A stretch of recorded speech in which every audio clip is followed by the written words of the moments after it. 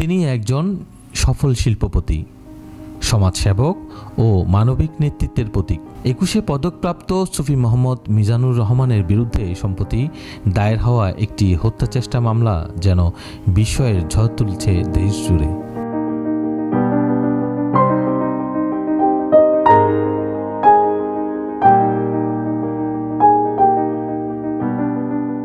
যিনি নিজ হাতে গড়েছেন একটি শিল্প সাম্রাজ্য পিএইচপি গ্রুপ, যেখানে কাজ করেন হাজারো মানুষ, গড়ে উঠেছে হাসপাতাল, স্কুল, সামাজিক প্রতিষ্ঠান, সেই মানুষটি আজ বিচারের কাঠগড়ায়। 1943 সালে জন্ম নেওয়া এই মহান ব্যক্তিত্ব দীর্ঘ জীবনে অসংখ্য মানুষের জীবনে এনেছে আলো। Purpose of life is not only to be very big industrialist.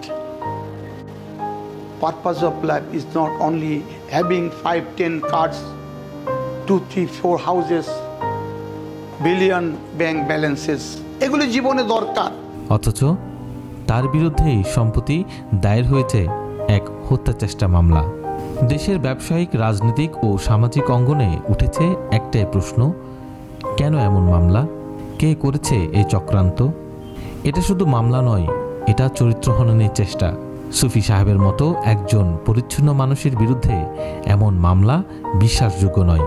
অনেকে মনে করেন এই মামলা ন্যায় বিচারের অনুসন্ধান নয়, বরং একটি সুনামধন্য প্রতিষ্ঠানের অগ্রযাত্রা রোধের অপচেষ্টা।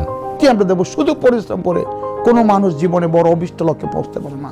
পরিশ্রম অবশ্যই করতে হবে, কিন্তু এর পিছনে বিধাতার করুণা, তার দয়া, তার ভালোবাসা, সেটা থাকতে হবে।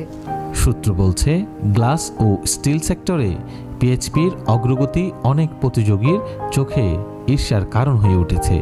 কিছু স্বার্থান্বেষী গোষ্ঠী ও জমিজমা কেন্দ্রিক বিরোধ এই মামলার পিছনে ইন্ধন জুগিয়েছে বলেও দাবি উঠেছে। ওনার মতো মানুষকে টার্গেট করা মানে আমাদের দেশের ব্যবসার পরিবেশকে হুমকির মুখে ফেলা। মামলার খবর ছড়িয়ে পড়তেই দেশজুড়ে নিন্দার ঝড়।